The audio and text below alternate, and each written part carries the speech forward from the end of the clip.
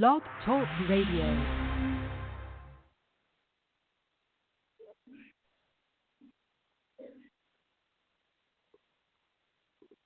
Hello, and welcome to Shedding the Bitch Radio, where you can discuss, debate, and get advice on how to discover and shed the bitches of fear, insecurity, self-doubt, and negative mindsets so you can realize your dreams and life purpose and create and accelerate the riches you want in life. Join us here live every Tuesday at noon Eastern and dialogue with us at 818-572-2910. You can also chat with us at Blog Talk Radio /SheddingTheBitch or share your stories on our website at SheddingTheBitch.com. Whatever the bitch is that's holding you back from living your life to the fullest, it's not worth giving up the riches in life that you deserve. So call in now and let Bernadette Boas know what's holding you back. 818-572-2910. Good day, everyone. Happy Tuesday, and welcome to this edition of Ask Bernadette. Ask Me Anything, AMA.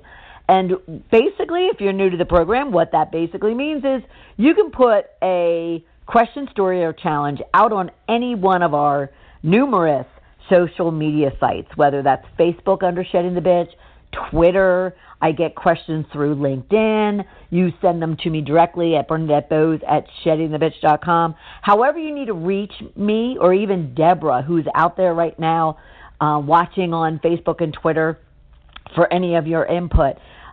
We just want you to reach out. If you have a question, if you have a story, if you have a challenge you're dealing with in your career, business, or life, get the answers. And if I can't answer them, then I'm going to reach out to my posse of experts around the globe and make sure that you get the support that you need. All right? Now, I had mentioned last week, I am actually out west in Los Angeles for the week, pitching my script and making connections and moving my goals to that next level, so to speak. And therefore, what I did for today was piece together some of our most popular questions that we get, and then the tips, advice, and tough love that I had provided in order for you to really gain some insights. And we've covered topics such as failing, how to handle it, what to do, how to prevent it, all that kind of good stuff.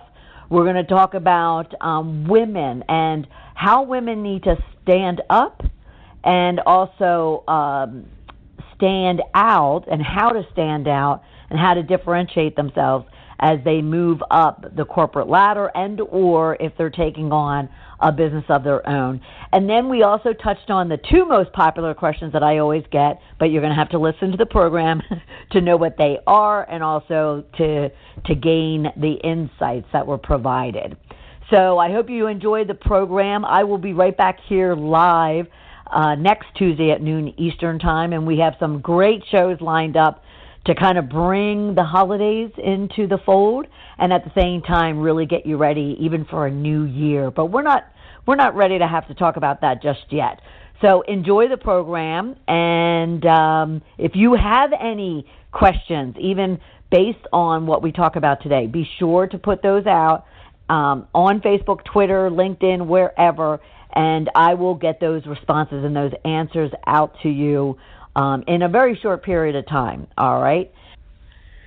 So let's just dive right in, shall we?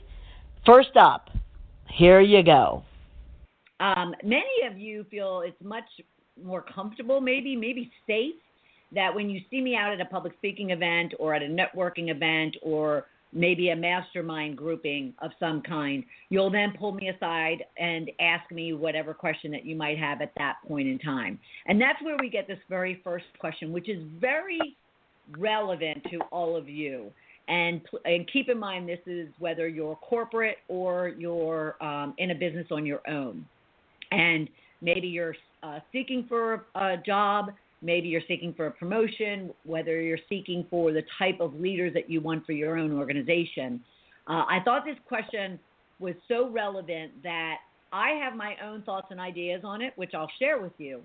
However, I really wanted to reach out to one of my longtime strategic partners, Brant Hanley, of Resource Options International, to answer this particular question. And you'll understand why when I when I share it with you.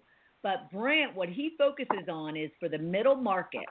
Now, when I say middle market, that's more so in that sweet spot of it's not a small business, but it's not a corporate mega juggernaut. So his sweet spot is in that middle part where a company is beyond, kind of early revenue, but yet at the same time, they haven't really built out their team and now they want to, and they're really looking for the top talent. And I thought it was really important to ask him specifically because we tend to think either small business, that we want to be our own entrepreneur or our own, business owner, or we're going to work for a large corporate organization. And yet there's so much opportunity in the middle market. So let me pose the question to you that I was asked, that I turned around and asked Brant about. And that is, what are the key leadership traits that the CEOs are expecting you to be able to come to the table with? Now, I asked them to look at it in two different ways. One, from women specifically. So is there a difference between the two? But at the same time, just overall, what are CEOs of companies, keeping in mind he's in that middle market, but trust me when I say the middle market certainly thinks like the corporate. This small market should begin and should be already thinking how the middle market and corporate CEOs are thinking when it comes to hiring. So what are the key leadership traits your CEO is expecting them to come to the table with? So his response verbatim is this. Again, there's no difference between men or women. Competence is number one. Expertise to do the job at hand with little or no oversight by the CEO. And I'm going to comment on that in a minute. Training, the ability to develop their direct staff to their highest level of capability. Now, I went back to him and asked, when you say training, do you really mean mentoring, coaching, and training? So remember, we talk about both the mindset and skill set here in the Shed and Bitch community. And when I hear training, I think skill set. When I hear mentoring and coaching, I think mindset.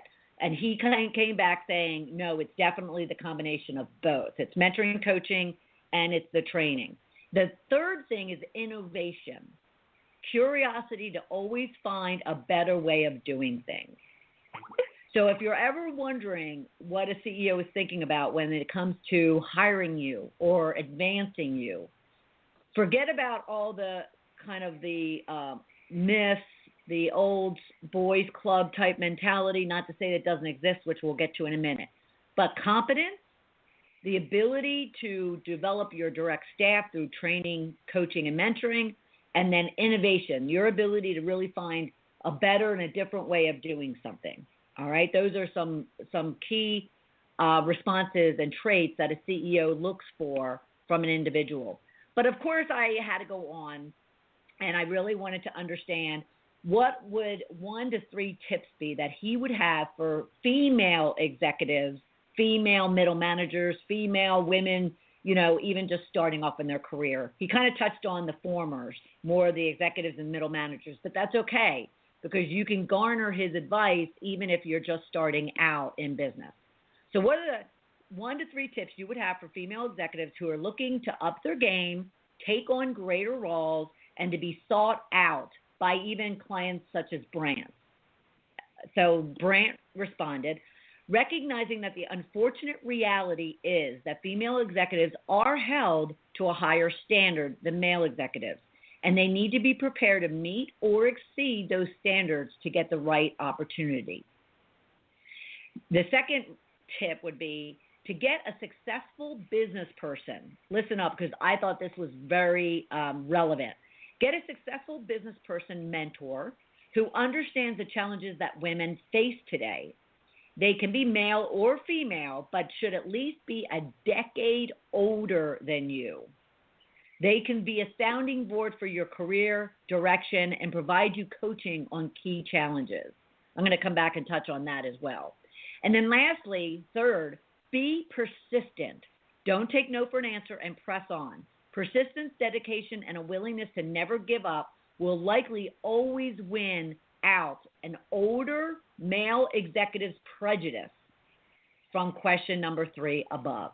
And that was about has anything changed, and what, what would women be and CEOs be looking for as far as their CEOs, as far as their leaders coming into the company or getting advanced and raised up in the company.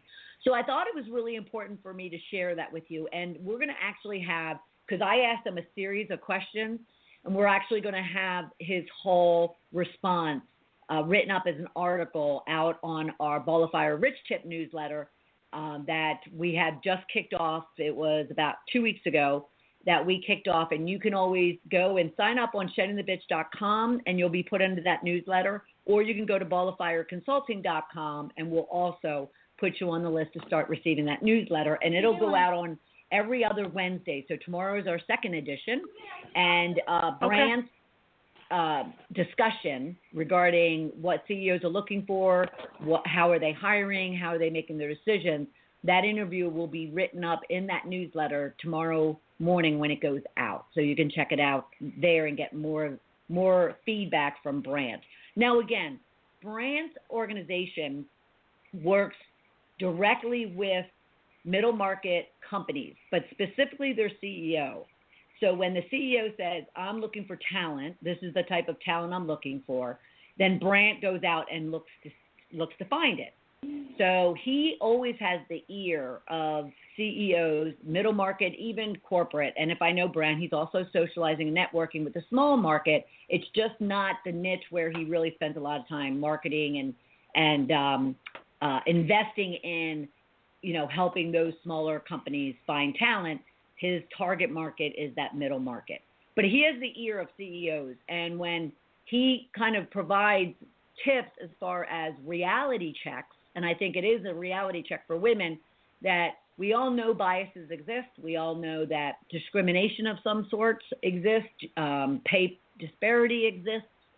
But I want you to hear the talking points that he says around just recognizing that it exists, work hard, do a really great job, exceed expectations, and be persistent and never say no or never give up, more so, and you will be recognized. You will be recognized. It may take longer, may be more frustrating, as there's some old beliefs and old perceptions out there regarding women in the workplace. But it really is up to you about how you either position it as, I'm going to give in to those perceptions and kind of throw my hands up in defeat, or I'm going to look at it as just more momentum for you to just keep pushing forward and really never paying attention to it. So my take on it, and then we're going to move on because we have a number of questions to address today. My take on it is this. Maybe it's the way I was raised. Maybe it's because I have 6 brothers. Maybe it's because my parents never kind of put us in categories. Certainly, if I were to think back on it, my brothers did the outside type work and we did the inside type work. But we all did work. So I never really looked at it as the type of work I was doing was either male or female. I think that really is up to you, how you decide to look at it. If you decide to look at everything as if it's categorizing you in a certain way, well, then that's how you're going to project yourself out into the world.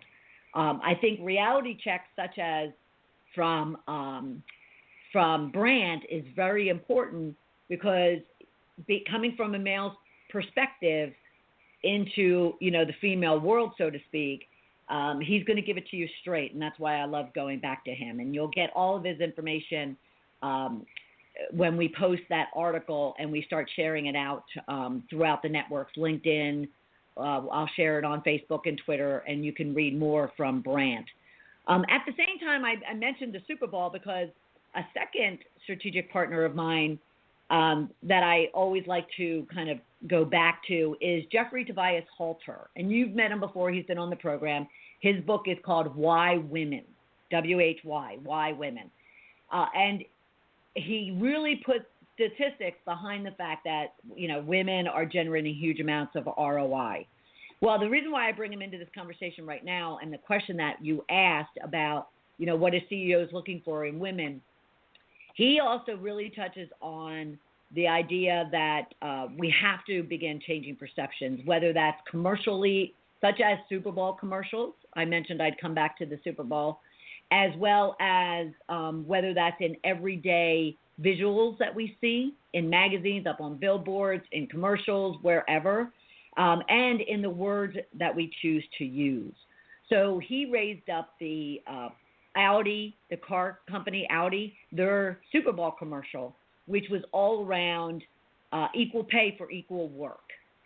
And so Jeffrey kind of touched on, in some of the writings he's already put out since Sunday, all around this idea that, women shouldn't be looked at differently. What do fathers tell their daughters when it comes to going out and being able to pursue whatever they want and being paid equally for the same work that male might be doing and being paid for? And so he also kind of taps in on why that was taken so negatively by many men, in that, all of a sudden this car company is pointing out that fathers have to do a better job with their children, with their daughters specifically, around gender disparity and what it is that women need to bring to the table, going back to our original question, in order to get recognized and earn what it is that they deserve to earn. So I'm going to post both of those on in response to this individual's question to me. It happened to be a woman at a executive event a few weeks ago, just always seeking the reality check as to what can women be doing in order to get recognized and get the positions that they want and get the advancement and the pay that they deserve. So I hope that answers your question, and it comes from someone that is there on the ground listening and hearing from these executives as far as what it is that they're looking for from their leaders. All right, we're going to take a short break, and when we come back, we'll continue our conversations of Ask Bernadette with your questions, stories, and challenges, and I'll provide you some tips and advice that you can use in your day in, day out life. We'll be right back. You are listening to Shedding the Bitch Radio with Bernadette Boas. We are inspiring individuals around the globe to discover, confront, and shed their bitches of fear, insecurity, and negativity so they can create the riches in their career, business, and life they deserve. Be sure to check out Bernadette's book, Shedding the Corporate Bitch, Shifting from Bitch to Rich in Life and Business, available on Amazon and sheddingthebitch.com. We also want to thank our sponsors, TSR Consulting, who offers a broad range of tax services for small to corporate-sized clients. Go to tsrconsulting.com to learn more. And Parker House Virtual Services, who provides virtual assistance and social media support for small to medium-sized businesses. Email Deborah Parker at deborahparker78@gmail.com for more information. To become a sponsor or advertiser on our program, email us at mediarelations@sheddingthebitch.com. Shedding the Bitch Radio airs every Tuesday at noon Eastern Time. That's its fault. Be sure to go to blogtalkradio.com/sheddingthebitchradio and follow the program for all of the updates and announcements of our guests and show topics. Now let's return to Bernadette and Shedding the Bitch Radio.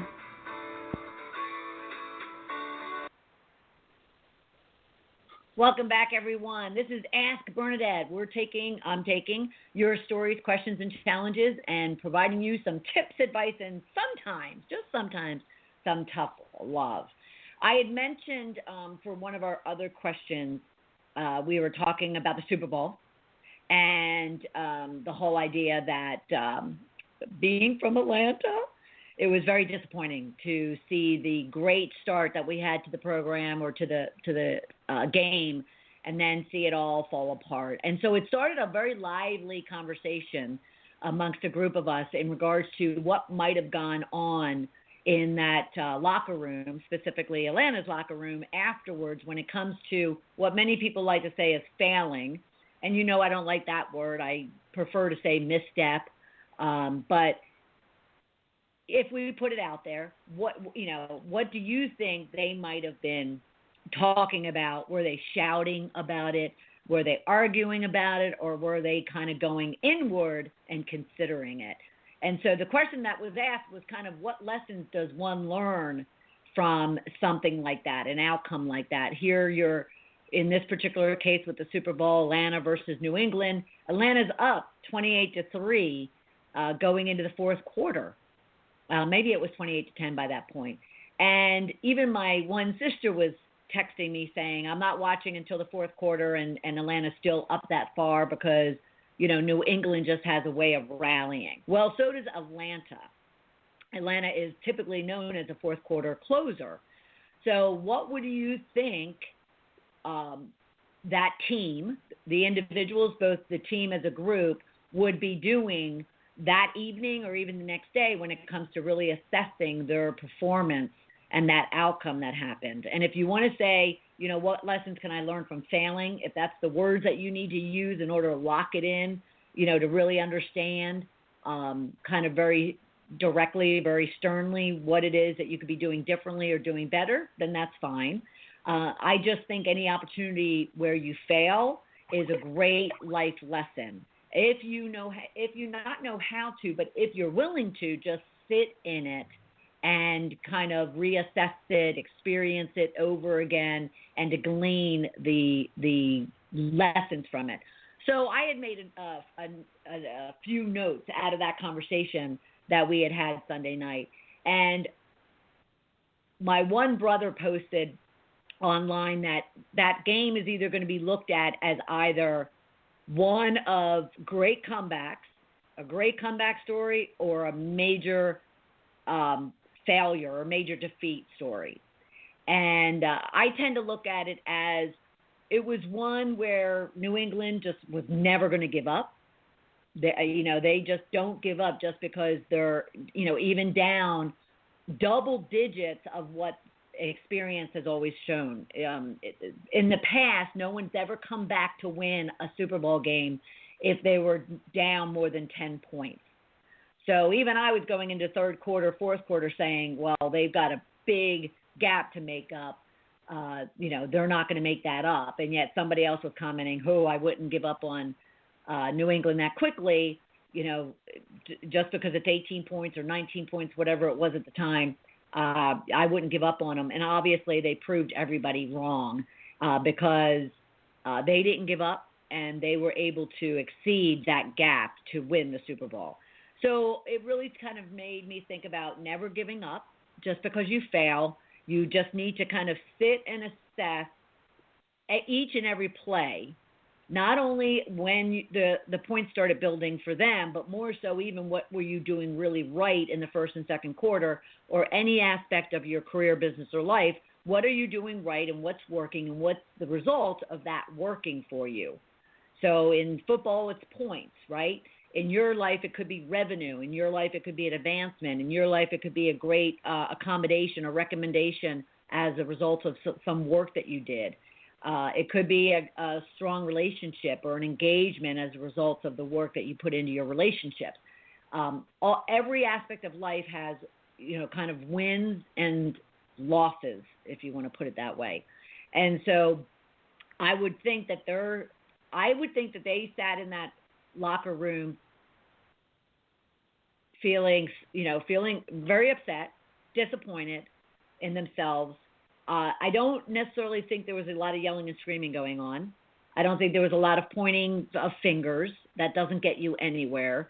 I think there was a lot of soul searching, a lot of questions being asked like, okay, so what could I have done differently on that play? What could I have done differently on that, throw? What could I have done differently, when we, got tackled and we didn't defend, the quarterback the way we needed to? So there's more of, okay, how can we look at this in a positive way to determine what changes needs to happen the next time this comes around? But the key is this. The next time it comes around. So when this person, raised the question about what lessons can we learn from failing, it really kind of spoke to me as, well, what lessons are you going to learn from when you finally win it the next time, when you finally get where you are going, when you finally overcome whatever bitch might be, holding you back. So looking at it more from the positive, productive aspect as opposed to the negative, unproductive, demeaning, demoralizing aspects of whatever it is that you're working on or pursuing, or you're working your butt off to achieve. I wrote down, you can't get in your own head. I imagined that, coming off of halftime, looking at a 28-3 score, they're thinking, okay, we got this. And maybe they got in their own head. How many times do you do that even in a given day? You get in your own head about things. You get in your own head about what's working, what's not working. Why am I not, gaining clients? Why am I gaining clients? Why am I feeling so productive today? And yet, this morning I was feeling, totally out of it and totally dragged down. The key is the outlook that you put to it, whether it be a positive outcome or a negative outcome. But I definitely found that they would have been recognizing that despite the outcome, they they put on a great game. And I don't know what the analysts are saying. I've been sick in bed since that night, Sunday night. I don't know what the analysts are saying, but I'm suspecting that they're giving Falcons a huge amount of credit, and they're also then touting the fact that the New England Patriots just have a quarterback and a team that also just keep pushing and don't give up until the very end. So anytime I look at lessons of failing or misstepping or not getting what you want or not getting the outcome that you were thinking and considering and wanting for yourself, simply look at it as what can you learn from this versus beating yourself up in any way, shape, or form. That's going to be the key, is what can you learn from a situation like that, as opposed to what you're going to just simply turn negative on and maybe lose any of the momentum, any of the positivity, any of the excitement or energy or focus or clarity that you had on something. Life is going to come with its ups and downs, and those downs, as they say, are going to prove whether or not you really believe in what it is that you're doing.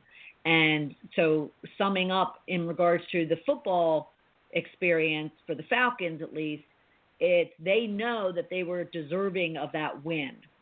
And if I know them, it'll put more fire in their belly for next year. And if you were to look at something in a certain way, I would say, the chances of them getting back to the Super Bowl are huge working against them. The chances of you pursuing and achieving whatever it is that you want to be pursuing and achieving is huge to your benefit. Your opportunity, your window of opportunity is not as teeny-weeny as theirs is. Now, I'm not saying that they should give up and not try and just throw their hands up saying, okay, well, the chances of us getting back to the Super Bowl are few and far between. Hey, New England Patriots have been there 7-8 times, or even just Tom Brady of the New England Patriots have been there 7 times. So Atlanta Falcons can certainly do it again, and you can certainly learn from your missteps and your hiccups in the road and your, downs as much as ups, and keep pushing forward so you can achieve the goals that you have for yourself. Make sense? Because if not, then I'm blaming it on the Alka-Seltzer cold medicine is all I'm going to say. All right. We're going to take a brief break, and when we come back, I have several more questions from you that we'll get to on Ask Bernadette. We'll talk to you in a minute. You are listening to Shedding the Bitch Radio with Bernadette Boas. We are inspiring individuals around the globe to discover, confront, and shed their bitches of fear, insecurity, and negativity, so they can create the riches in their career, business, and life they deserve. Be sure to check out Bernadette's book, Shedding the Corporate Bitch, Shifting from Bitch to Rich in Life and Business, available on Amazon and sheddingthebitch.com. We also want to thank our sponsors, TSR Consulting, who offers a broad range of tax services for small to corporate-sized clients. Go to tsrconsulting.com to learn more. and Parker House Virtual Services, who provides virtual assistance and social media support for small to medium-sized businesses. Email Deborah Parker at deborahparker78@gmail.com for more information. To become a sponsor or advertiser on our program, email us at mediarelations@sheddingthebitch.com. Shedding the Bitch Radio airs every Tuesday at noon Eastern Time. Be sure to go to blogtalkradio.com/Shedding the Bitch Radio and follow the program for all of the updates and announcements of our guests and show topics. Now let's return to Bernadette and Shedding the Bitch Radio.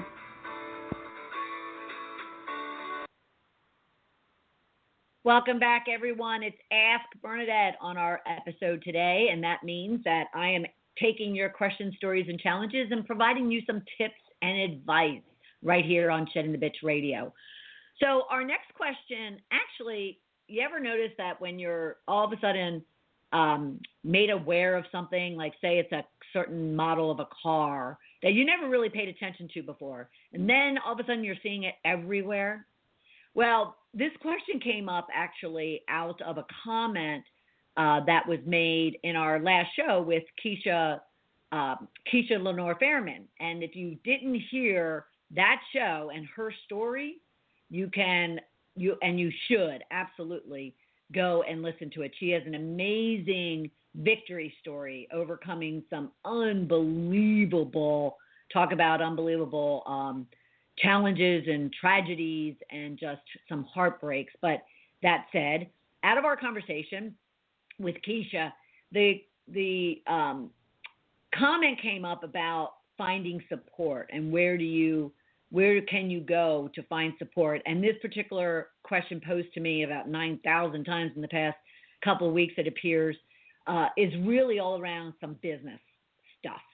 And where can you go in order to get advice? And without having someone, specifically they were talking about a coach, putting out their hand, to be paid for their support and their questions and their advice.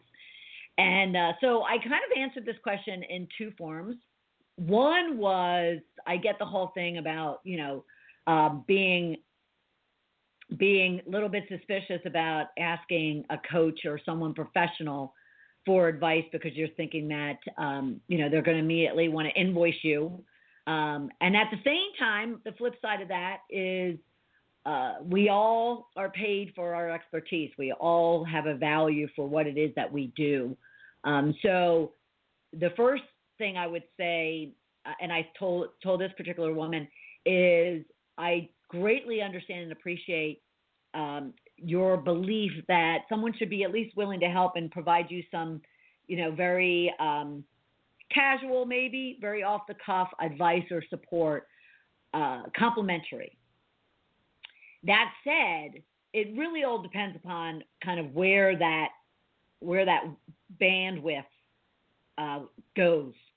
I've had individuals that just simply will email me or shoot me a question, just like any of you do, whether it be email, Facebook, Twitter, LinkedIn, when I see you out in public.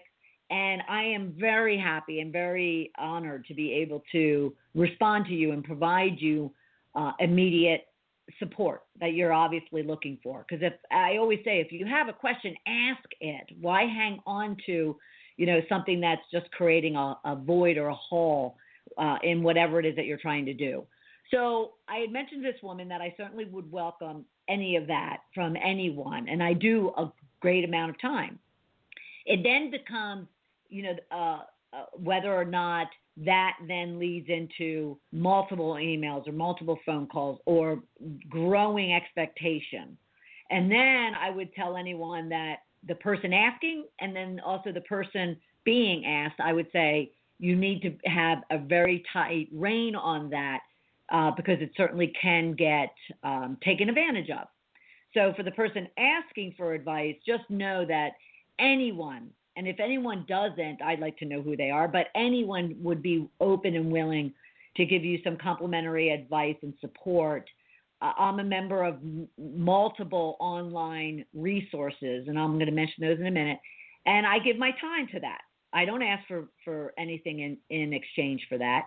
However, if it all of a sudden becomes where that person sees that you're responding to them and other people, and then they start kind of reaching out and asking, and yes, if you've been a coach for any amount of time, you've had those particular types of people that then want to start kind of taking advantage of it, I'll just say. And that's when, both of you should have some very fair expectations with each other as to the person asking needs to, kind of be clear as to what it is that they're looking for, and the person responding needs to kind of set the expectation with the other person as much as what it is that you'll do complimentary before services kind of kick in, because that's what you're paid for as an expert. That's what you kind of are, your business is centered around. So that kind of, I took myself off track on that one. But the question was this: where can I go for help and advice? Where can I get some mentoring without necessarily committing and being obligated into any sort of program or coaching engagement? And just like it was said with Keisha, they were asking about medical health issues. Where can I go for help? Keisha even responded, and I'll support her on this, is, there's, with social media, you have a world of support and advice and places that you can go in order to find answers to your questions.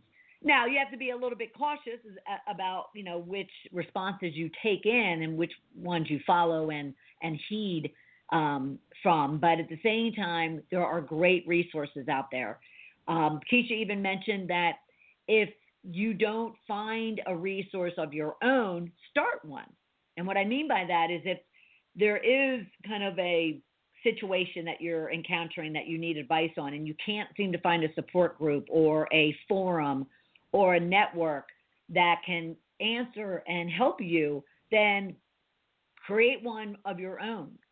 Create a Facebook post or a page that centers around that situation that you're dealing with, and post a question out there saying, does anybody else have this issue? 9.5 out of 10 times, you're most likely going to find somebody who's dealing with an issue that you're dealing with. Rarely, if ever, are you on an island by yourself in anything. So start a forum, start a Facebook page, go out onto LinkedIn, either use the groups that are out there or create a group of your own. There's also places like mosaichub.com that offers a kind of a forum for you to pose a question and allow experts to answer your question. And that's mosaichub.com. There's mentorivy.com. There's ivyexec.com. There's things on reddit.com that you can go to when you're in search for some questions or advice or support around something. So depending upon what it is that you're looking for, meaning is it a career versus business ownership? Is it a career type of thing? Is it a business ownership question? Is it a question about fitness or health or nutrition or banking or relationships or sex or, whatever it is, there is a forum out there somewhere.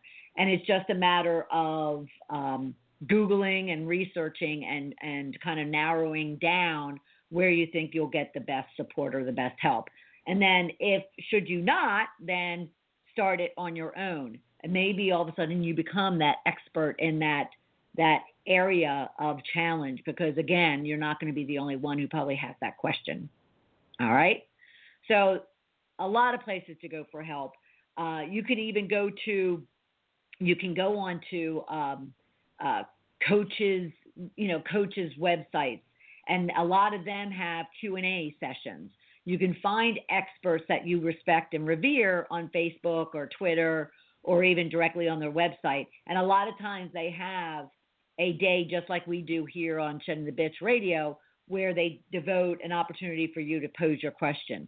Now, that said, the other comment that even Keisha and I talked about, and again, go and listen and watch. We also taped that episode of Shedding the Bitch Radio, and it's up on our Shedding the Bitch YouTube channel, and it's been shared on Facebook and Twitter. But Keisha's whole story is really around medical and health. However, the comment also came up, and it just went right out of my head as to what I was going to share with you. Oh, the comment came up around asking, and we also had a conversation about having to swallow your pride and having to always come off as if you should know the answer to whatever question it is that you're posing. And all I have to tell you is this: you will not succeed in life or business if you are too proud to ask for help, let alone ask a question of which you'll get a response to. So before you even consider places to find help, be sure that you're willing to then, whether it's making yourself visible to the question you're asking or you do it anonymously, either way, you have to find and be willing to actually ask the question if you want to actually get a response to it. And I bring that up only because I often wonder why many of you are quiet when it comes to Ask Bernadette and when it comes to posing your question online. And so I'll ask a lot of people. And right now I'm doing some research in support of what it is that we're going to be doing as we move forward. So Brant, the example that I had mentioned in another Rich Tip question with Brant Hanley, I'm reaching out to experts and posing specific questions to them. And one of the questions I posed to them, and the feedback is very interesting, one of the questions I posed to them is, do you find, and we're talking women here, do you find women hesitate to really kind of expose themselves when it comes to asking a question that they have, whether it be about their career or business? We really didn't talk life. I think girls, are really good about coming into a social circle and talking anything about, their life. But when it comes to kind of revealing whether or not they are as an astute and on top of things as they should be when it comes to business, I tend to find you're clamming up, ladies, that you're not necessarily putting yourself out there to get the answers to your questions. And so I've just did this over the last 10 days. And so far I'm getting a common response being that they find that many women will ask questions. It's very sanitized, though. It's very generic. It's very basic. When it comes to specifically what it might be that they're struggling with or they're dealing with, or they don't want to reveal that they're not sure how to work the politics of an office, or they're not sure how to navigate the hallways and socialize the way that they feel that they should be, then they start kind of clamming up because they don't want other people to recognize that they're having those challenges. Well, the only thing I can say to that is, you have to give up on that.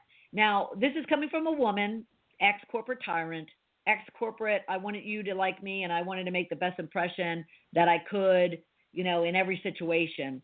And yet, since I've been out of corporate, and I don't think it has anything to do with now me being on my own and me being a business owner and a CEO of my own company and life now, but I don't care anymore. And maybe it's maturity, maybe it's confidence, maybe it's, just getting to a stage in life where if I don't ask a question as humiliating, as embarrassing, as naive, as elementary as it is, then I'm only hurting myself. I'm not hurting anybody else. And so I've learned to ask. And all I will ask of you is to learn to ask. Learn to recognize. Put it in the vein of somebody else if you have to. I have somebody who blah, blah, blah. Whatever the case might be, but don't go without asking because that's only hurting you. That's not hurting anybody else. Okay, I went on a tangent once again, but there you have it. The question was around places to find help. In order to find the place to find help, you have to be willing to ask for help, and that was the point of that. So I hope that answered your question. Let's see. I'm going to take a short break only because my throat is beginning to swell on me. And when we get back, I'm going to finish up with one question we get asked a lot. And I tell you, if you could, this is one question I would love, not even just expert, just anybody to provide advice and tips on too. And maybe I'll put it on our Facebook page because I get it too often. How do you get out of your own way? Put it into 9 million different scenarios, and that comes down to the bottom question that I'm asked way too often. So what do you need from me or from someone in order to understand how to get out of your own way? We'll be right back to answer that question and more when we get back. You are listening to Shedding the Bitch Radio with Bernadette Boas. We are inspiring individuals around the globe to discover, confront, and shed their bitches of fear, insecurity, and negativity so they can create the riches in their career, business, and life they deserve. Be sure to check out Bernadette's book, Shedding the Corporate Bitch, Shifting from Bitch to Rich in Life and Business, available on Amazon and sheddingthebitch.com. We also want to thank our sponsors, TSR Consulting, who offers a broad range of tax services for small to corporate-sized clients. Go to tsrconsulting.com to learn more. And Parker House Virtual Services, who provides virtual assistance and social media support for small to medium-sized businesses. Email Deborah Parker at deborahparker78@gmail.com for more information. To become a sponsor or advertiser on our program, email us at mediarelations@sheddingthebitch.com. Shedding the Bitch Radio airs every Tuesday at noon Eastern Time.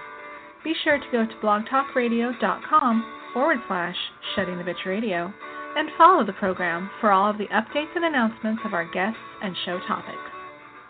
Now let's return to Bernadette and Shedding the Bitch Radio.